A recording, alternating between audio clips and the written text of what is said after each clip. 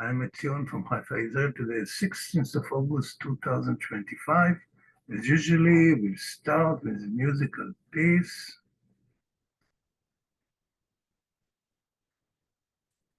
From our last concert in the village of Tzipori, in the Galilee. Spoke about this in former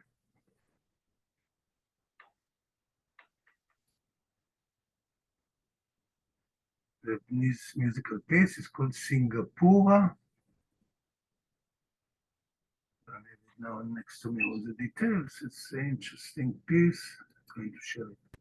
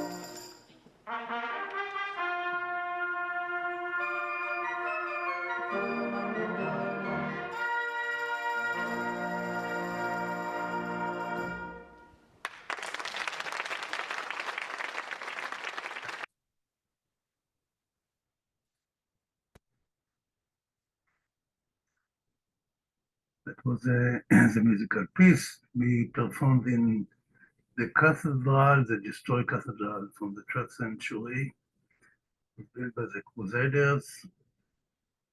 It's dedicated for the Saint Santa Anna. You looked, it was on the left side. I'm playing the bassoon. I'm a little bit hidden. I'm just opposite of our very able maestro Shiri Kahana. She manages to hold together 35 individuals. Each one has a very big ego. And to put them together and to work together with as much as discipline and responsibility and accuracy and focusing on the conductress is a hint for what we call spiritual circle.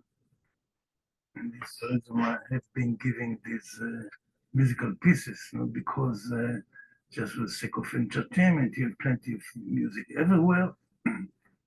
Just to remind us, all of us, spiritual people, our duty has been ever since to recreate spiritual circles, which we have decided to destroy in the story that we supposedly were expelled from the Garden of Eden. What happened? We broke the spiritual circles when we ate of the forbidden fruit, good and evil. And you can see everybody, including our dear Baba lovers, supposedly judging all the time good and bad. This is good, this is bad. This is good, this is bad. I don't like this and I like this. I want to be everything nice and cute and comfortable. How come the children are dying? How come there's starvation? How come there's so many illness? Because we broke it. We're all responsible, all of us. Because all this devastation on us, deliberately, we receive the warnings again and again, again and again. And why are we reading the book of Genesis? The book of Genesis is telling us the root cause of all the problems on earth and how to rehabilitate it. And we have been refusing to do it. The Israelites felt Israel represents the entire human race. You cannot blame the Jews for this or that. The representatives of the human race. 12 tribes, etc. When a master is working with disciples, usually has a group of 12 disciples. Each disciple has his special mental pattern, represents this kind of chunk of humanity. It doesn't need to work with 4 billion or 12 billion people. Is enough 12 people. It's like you have a wheel and there are the spokes of the wheel. You can see the master is the center of the wheel and the periphery is the entire humankind. So just to take 12 spokes, they influence the entire humanity. That's the way the masters have been working. You don't need to work with millions and billions of people. Only the avatar does. But that's the influence. But as we understand, the masters alone cannot bring the balance. If we humans refuse to reconstruct the spiritual circles, and you can see it in evidence, 35, 40 individuals managed to work together with concord and some appreciation, more or less appreciation for each other. And focusing on the point of focus, the focus of the wheel, the kutub, the conductress. Of course, she's not a kutub. Nobody here is spiritually oriented. Maybe they do, but they question this anyway. But we don't speak about this. Otherwise, the people would be aware. They are not aware. But still, it's in evidence. Do humans can work together. It's happening to my humble understanding only in the field of music. With a few individuals to work together. It's perfectly cool. Of course, with the professionals, and we are not professionals. Is a rich stage that you will not hear any minutest of discussion, no mistakes whatsoever. Levels. Very rare, extremely, almost no. And from this, we'll read a little bit from the book of Genesis, which, as I said, being dedicated to the reconstruction of humanity. We know that it failed, so why should we share it? We share it because it's up for today. It's relevant. The story is relevant. It teaches us what's going on today. We continue in the book of story of Joseph or Yosef.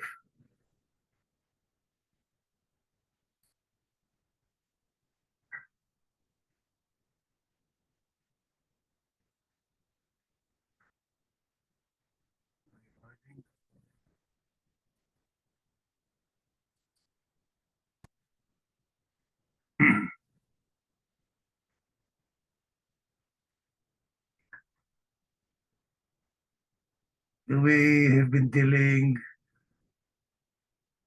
Avatar Abraham or Avraham is Hebrew name is Avraham. Av is the father, not Ab. They changed the names. I have tried to stick to the accurate Hebrew phrases because each phrase has deep spiritual meanings, the names and everything. I've tried to be as accurate as I can, not always. And now we reach the stage that the grandson of Abraham, the patriarch, the avatar, came to earth to readjust humanity, the fate of humanity, and prevent paralaya after the destruction of the flood.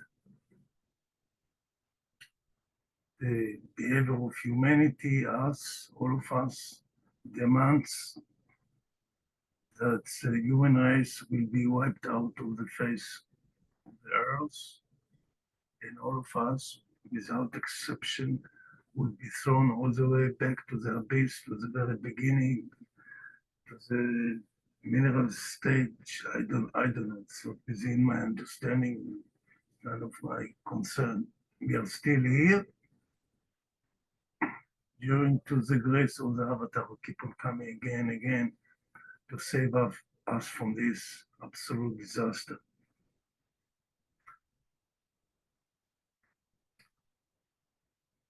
Now in the story of Yosef, we have the 12 tribes of Israel, the grandson of Abraham, Yaakov, who became God realized by the name of Israel, Israel meaning the God man, and he gave birth to 12 children. And we remember that the first son of Abraham or Avram was Ishmael. Ishmael, the father of the Arabic nation. Ishmaelites actually listened to the God man. That's the meaning of Ishmael in Hebrew. These names are very important. But due to the fact they moved to live in the place which is called Arabia, they became Arabs. Took the name Arabs. As we adopted the name of Jews or Yehudim due to the fact that the last Jewish tribe which survived was Judah, Yehuda. So it doesn't matter what these things are irrelevant for today. Torah does not tell us at all how Abraham educated Isaac. What insight did he pass on to him? How did Isaac educate his sons? The educational messages come from the mouth of providence, which directs the course of things behind the scenes. It seems as if the founding fathers are nothing more than statists in the field, obeying a predetermined plan. The main problem is that this task must be carried out by virtue of the decision stemming from the choice. There can be no element of coercion or duty based on fear penetrating here. The musicians in the divine orchestra lovingly accept the necessary discipline and self-education. They feel brotherhood and friendship to each other, just as if they were united flesh and soul. We do not see these elements among the 10 sons of Yaakov. I have no doubt that they absorbed these values in their youth, but it has not been internalized in practice. They are unable to transcend selfish feelings. In fact, unfortunately, his attempt to restore the human race has failed in its inception. From then on to this day, we are caught in a perpetual, vicious cycle of self-inflicted suffering. And this will continue until we take responsibility for the processes of creation.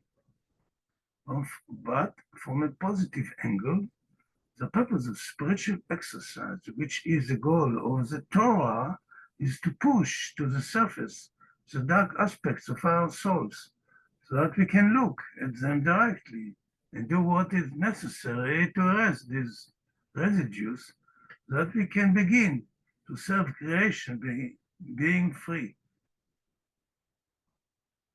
Now what happened? The 10 tribes were very jealous and envy Joseph for his dreams. He had dreams that he is a king. When he was already 16, 17, he started to have all kinds of visions, and he was not careful enough to keep his mouth shut, and he told his brothers and his father his dreams, and they became very jealous and decided to kill him. And then they were convinced, instead of killing him, let us sell him to the Arabs who were delivering spices to Egypt. So he was sold to one of the Egyptian ministers. Now Joseph had been taken down to Egypt. Potiphar, an Egyptian, was one of Pharaoh's officials. The captain of the guard bought him from the Ishmaelites who were taking him there. Yahweh was with Joseph, and he prospered, and he lived in the house of his Egyptian master. When his master saw that Yahweh was with him and that Yahweh gave him success in everything he did, Joseph found favor in his eyes and became his attendant. Potiphar put him in charge of his household, and he entrusted to his care everything he owned. From the time he put him in charge of his household and of all that he owned, Yahweh blessed the household of the Egyptian because of Joseph. The blessing of Yahweh was on everything Potiphar had, both in the house and in the field. So he left in Joseph's care everything he had, with Joseph in charge. He didn't concern himself with anything except the food he ate. Now Joseph was very attractive and exceptionally handsome.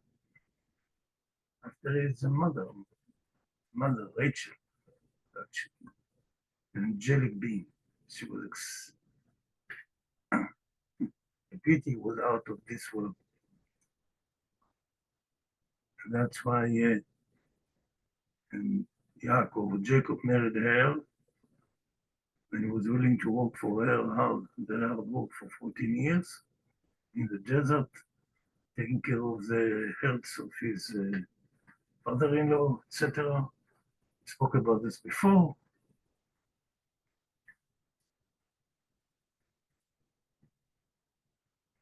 Joseph rises to prominence in the house of his master Potiphar, but soon the master's attractive wife covets a beautiful boy.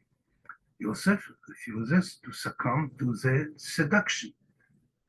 One can only speculate what the energetic young boy went through.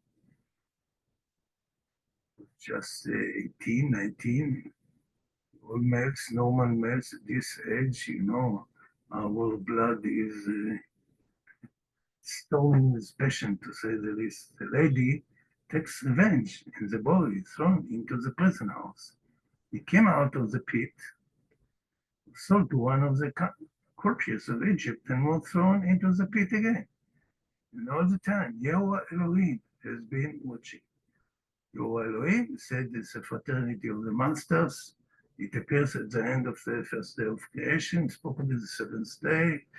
Elohim, it's when we advanced souls became one, working like perfect symphony, then we created this symbol for Elohim. It's a symbol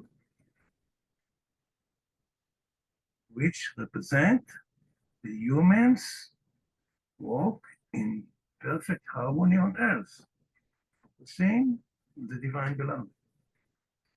That's what this expression came to say.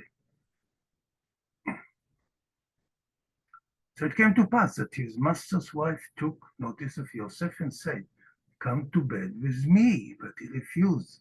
With me in charge, told her, "My master does not concern himself with anything in the house. Everything he owns, he has entrusted to my care. No one is greater in this house than I am. My master has withheld nothing from me except you, because you are his wife. How then could I do such a wicked thing and sin against Elohim?" And so she spoke to Yosef day after day. He refused to go to bed with her or even be with her one day. He went into the house to attend to his duties, and none of the household servants was inside. She caught him by his cloak and said, "Come to bed with me." But he left his cloak in her hand and ran out of the house. When she saw that he had left his cloak in her hand and had run out of the house, she called her household servants. "Look," she said to them, "this Hebrew has been born to us to make sport of us. He came in here to sleep with me, but I screamed when he heard me scream for help. He left his cloak beside me and ran out of the house. She kept his cloak beside her until his master came home. Then she told him the story. The Hebrew slave you brought us came to me to make sport of me. But as soon as I screamed for help, he left his cloak beside me and ran out of the house. When his master heard the story, his wife told him, saying, 'This is how your slave treated me.' He burned with anger. Joseph's master took him and put him in prison, the place where the king's prisoners were confined. But when Joseph was there in the prison, Yehovah was with him. He showed him kindness and granted him favor in the eyes of the prison warden. The warden put Joseph in charge of all those held in the prison. He was made responsible for all that was done there. The warden paid no attention to anything under Joseph's care because Yehovah was with Joseph and gave him success in whatever he did. That's quite an amazing. All the time everybody wants him to be in charge because of his brilliance. He knew to take care of things, even as a boy. Yourself is thrown into prison. Try to imagine what a terrible place this was. It's a dreadful place even today, with minimal conditions like electricity and running water. Connection with your permission.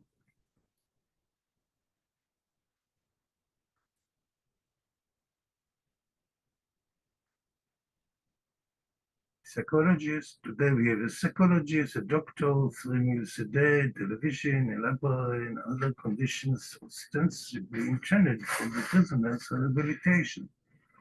It's a bottomless pit designed to humiliate, to inflict pain, to erase human dignity. Those days, there was nothing, a stinking dark hole, no running water, no sewage, a constant terrible stench, people walking around like mummies, waiting for the redemptive death. And here again, the grace of providence surrounds the board, and he soon becomes the director of the prison.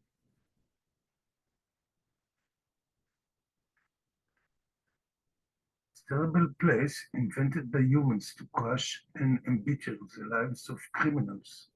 Also, and perhaps mainly, those people who criticize the rulers, challenge them and threaten their rule.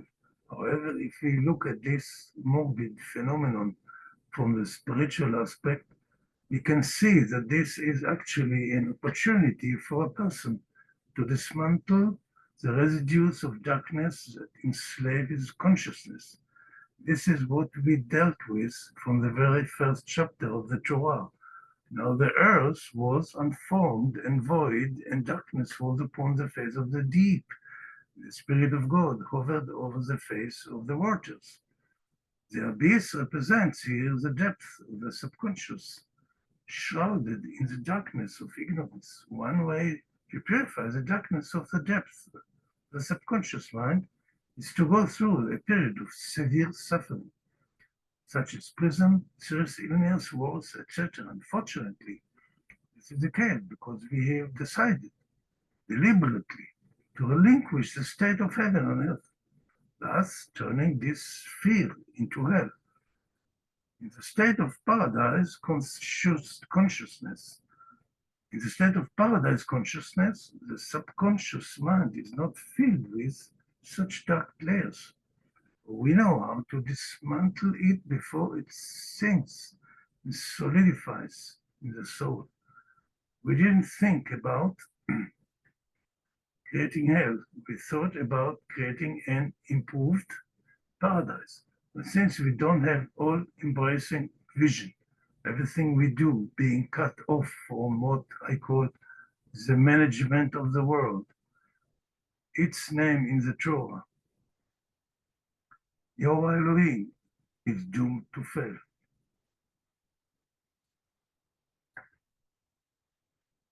This is our original scene in the state of paradise. As I suggested in the beginning, God didn't throw us out of the paradise. He told Mr. God, go away from here. We told God, go away from this sphere. We do it better than you. Because he didn't make a perfect creation. And God didn't make it perfect. Our duty has been to make it perfect. What we did, we want to make it perfect without knowledge, because we don't have you cannot understand, you cannot look backwards million years and to the future million years.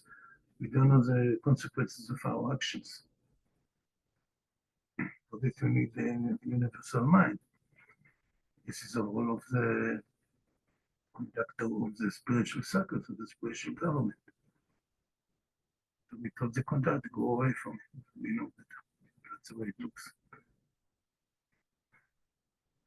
All the people of Israel, under the leadership of the patriarchs, is to re-establish the spiritual system on earth, so that humanity would restore the image of God in their lives. So we see time and time again that the future of the world depends on one person. Yosef plays a crucial role in this effort for the world's management to rehabilitate the human race, but he must go through difficult processes before reaching his designated spiritual and worldly status. He must be tempered to know all the layers of the present world with all its evil, to rise from the spoiled and somewhat arrogant boy to the royal man as he was destined for. Sometime later, the cupbearer and the baker of the king of Egypt seemed to the Lord, the king of Egypt. Pharaoh was angry with his two officials, the chief cupbearer and the chief baker, and put them in custody in the house of the captain of the guard, in the same prison where Yosef was confined. The captain of the guard assigned them to Yosef, and he attended them.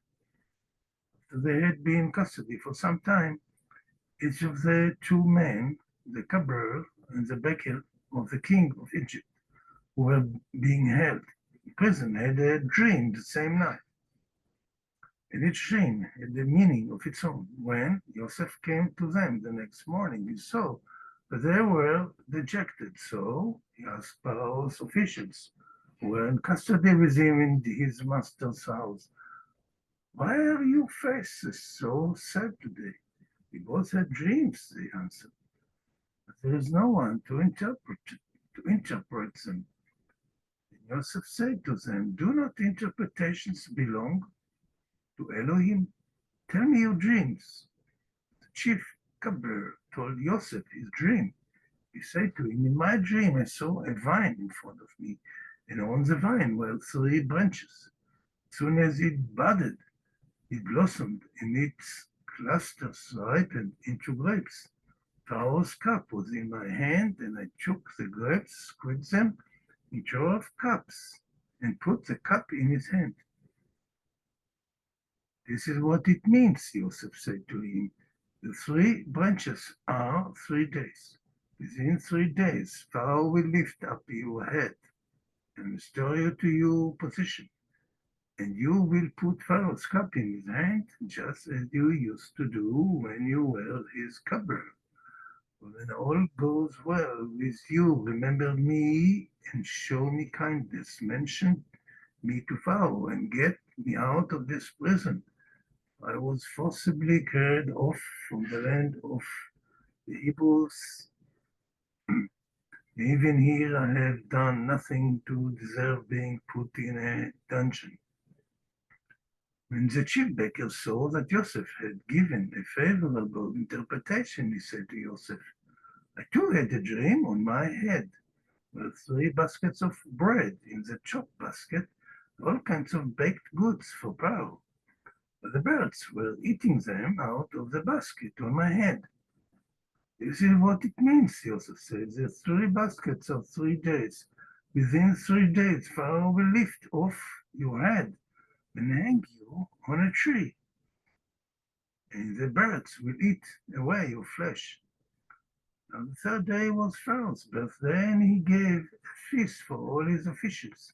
He lifted up the heads of the chief cupbearer and the chief baker in the presence of his officials. He restored the chief cupbearer to his position, that he once again put the cup into Pharaoh's hand. But he hanged the chief baker, just as Joseph had said to them in his interpretation. Chief cupbearer, however, did not remember Joseph. He forgot him. You might remember the legends say that the cupbearer gave Pharaoh a cup of wine, and there was a fly inside.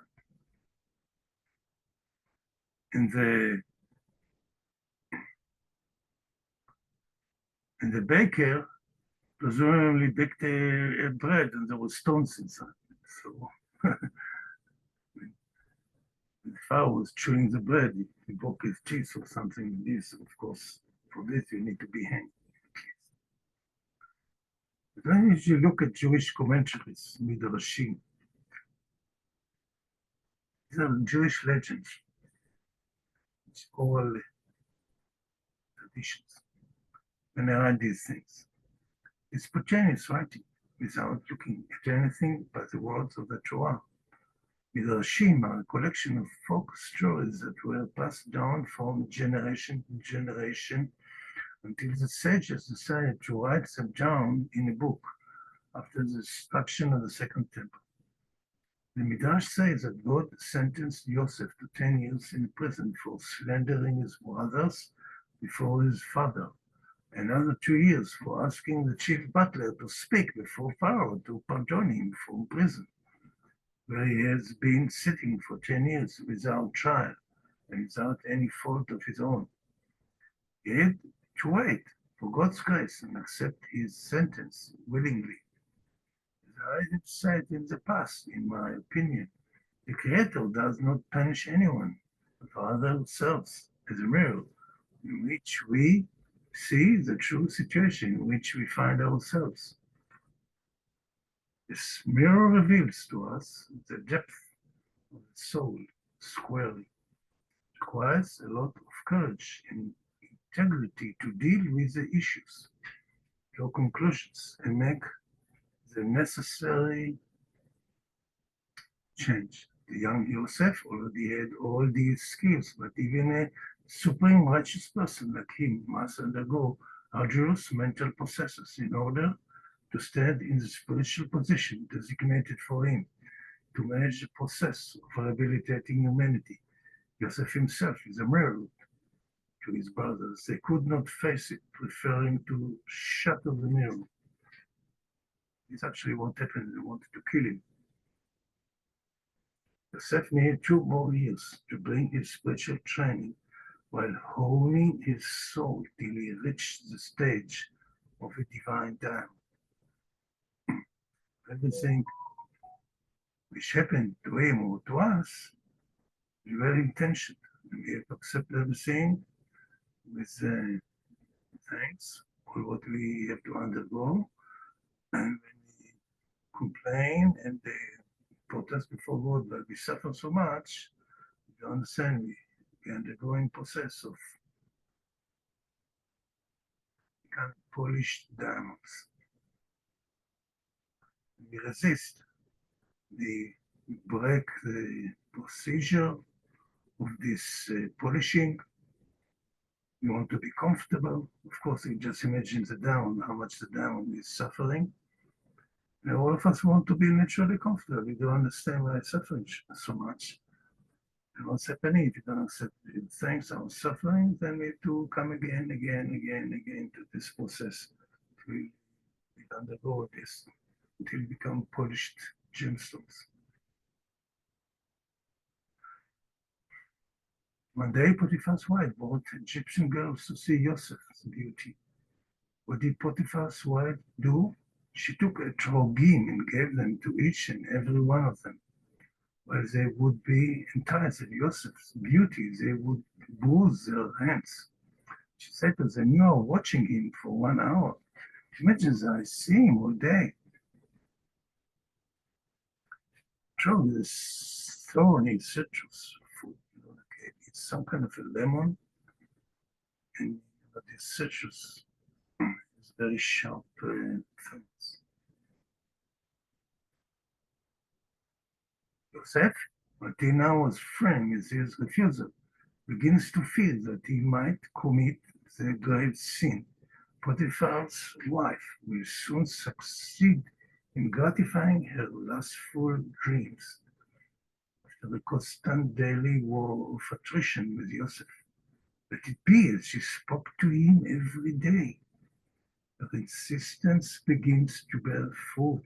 Here she is about to get what she wanted all along. At the last moment, when she is already grabbing his clothes, when he is already swept us up in sin, almost merging with Potiphar's wife, then at that time the image of his father's portrait came and appeared to him in the window and said to him, "Joseph, your brothers' names will be written on the stones of the west. You among them, will your name be wiped out among them and called the shepherd of horse?" The food, the holy garment of the high priest with 12 precious stones on his chest. There was a plate with 12 precious stones, each stone for a tribe of Israel.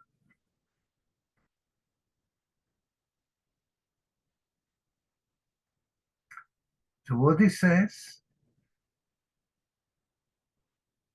his father as Israel was God realized. And we have a kind of a game that I'll finish this. What he said here raises a poignant question regarding Yaakov/Israel. Does Yaakov know what's going on? Does Israel know what Joseph's fate is? And his mourning of Joseph is nothing but a game that he plays before his sons, who sit and eat with him all these years, while he constantly weeps and mourns for his son. We've discuss this below. Part of this portion of the Torah till the end, we will see again and again that this being, this we call Yaakov, Israel, is shifting from the consciousness of Yaakov, let's just explain, just for our convenience, to Israel, which is the seventh plane, as God realized. As God realized, of course, he knew that his son was not murdered. Joseph, the brothers, took his coat of the many colors, dipped it in blood of a lamb, brought it to the father and said, This is what we have found. His coat soaked in blood. So, of course, Yaakov was mourning the loss of his beloved son, which reminded me of his beloved wife Rachel, who died young when she gave birth to the last son, Benjamin, or Benjamin, as you call it. But what we know is that he really knew all the time what's going on, and he was actually crying because he knew the chances of healing humanity are almost nil, because the child understands that Yosef is actually the conductor of the spiritual symphony. They didn't understand until then. This is the reason why the mission of the Israelites have failed. So why should we discuss this ancient failure? Because we do the same today. We have been failing today. It's all being repeated itself. The fact is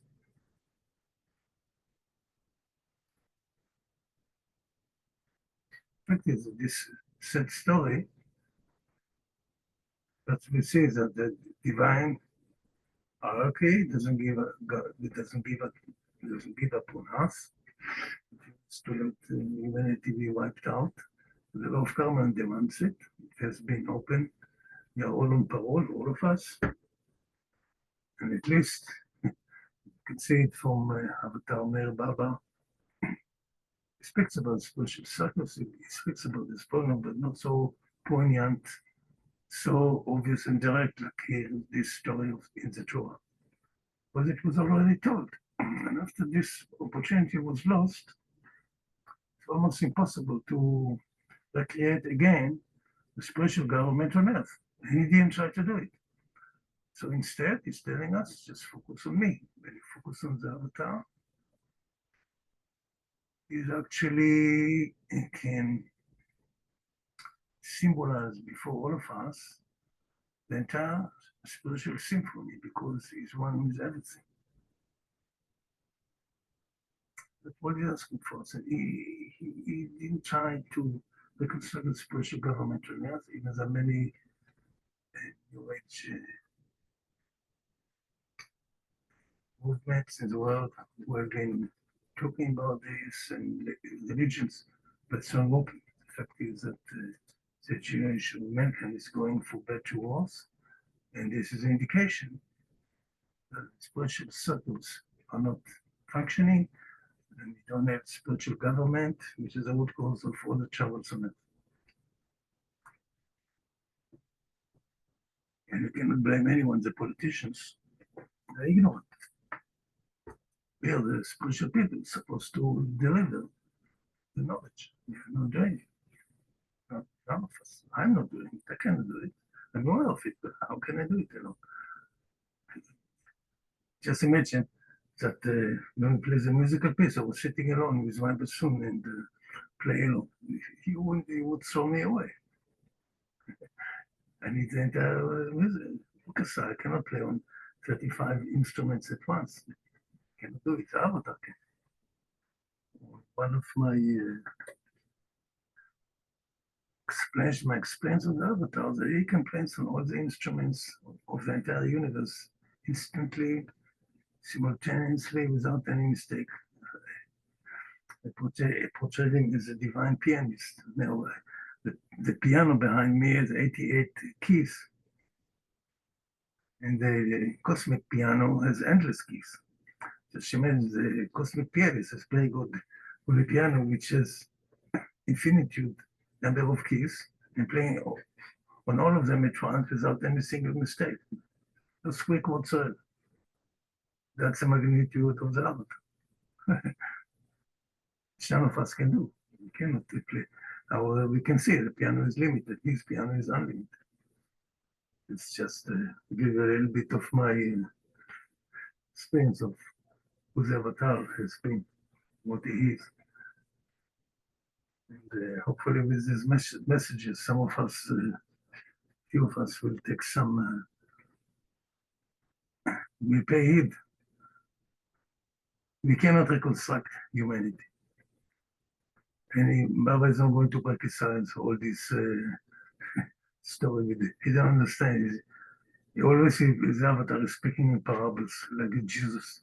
When Jesus crucified himself, or Yeshua, he didn't crucify himself, and definitely not the Jews, not the Romans were responsible, but we did. The Mandali crucified him, allegedly. And this is what happened. But he doesn't blame anyone. He simply accepted this crucifixion and part of his sense of humor, as Baba himself said. And he kept the door of opportunity open for all of us. And all that left this opportunity today is to focus on the Tariq, all the hungry children and the sick people and all the devastation, the heat waves and the people who are suffering all over the world, billions of people. The situation, worldwide situation is getting from bad to worse. But for example, in Iran, there's no water and electricity, running out of water totally. Well, how going to survive? From where they were going to be? Same in Afghanistan, many countries around the world. Heat waves, terrific heat waves in Europe, fires everywhere. It's all a reflection of the dirt in our subconscious mind. That's what it reflects. These world reformers, like our darling, what's her name? She wants Greta Thunberg, if I'm not wrong with her name, wants to save the world. She doesn't have a clue, and all her supporters, including Baba Lavas, who claims that she is a role model. Can you believe Baba Lavas called this lady, whatever she is, a role model? We have no understanding what's her, was a basic problem of humanity. It's very sad. If you don't understand it, so the problem of climate change. That our subconscious mind is full of dirt, and we don't know how to cleanse it. So what we keep on saying, just ignore all this, just focus on me. And this is what I experienced in the first walkthrough. And I told you in the past, I did the first project, and I didn't know what to do for him. It was 81 to receive the Baba Center for Jerusalem. And I was aware of this spiritual circus already at that time because he gave me the experience to heal humanity. 74, he gave me the knowledge out of the blue. I didn't know anything about this. I didn't read any book. The insight which he gave me that after I was told that I'm responsible for this world, for that war, 73, for 74, etc., and all the wars, that I'm responsible for everything. And he gave me the hint and the keys how to redeem humanity. Then I started to do something about this. Just everything has failed. And I cannot play all instruments myself, and my associates didn't have any understanding about it. I don't blame anyone. Of course, I didn't understand much at that time. And I did my first project. I was reluctant to get involved with all this outside and spiritual work because I knew that I'm a limited human being. And I can't walk alone. And then what I had realized when I was doing this project that I was being prompted by what to do, when I came to all various problems, he solved the problems one after another. It was a booklet which I translated into Hebrew from English, the Meherabad on war. And when I finished the translation, I wrote a long letter to the trust with 30 questions, and I mailed it to the trust. And so the days, it would take 3 months each direction to send a letter, and it would take maybe 4, 5 to 6 months till you get an answer. And I got all the answers within 3 days. Within 3 days, all 30 questions were answered. And I understood from this experience that he is behind everything. We just have to relax with him. He was playing my entire spiritual circle before me, and he does it to all of us if he be willing to take it. Okay, my dear friends, and we stop the recording.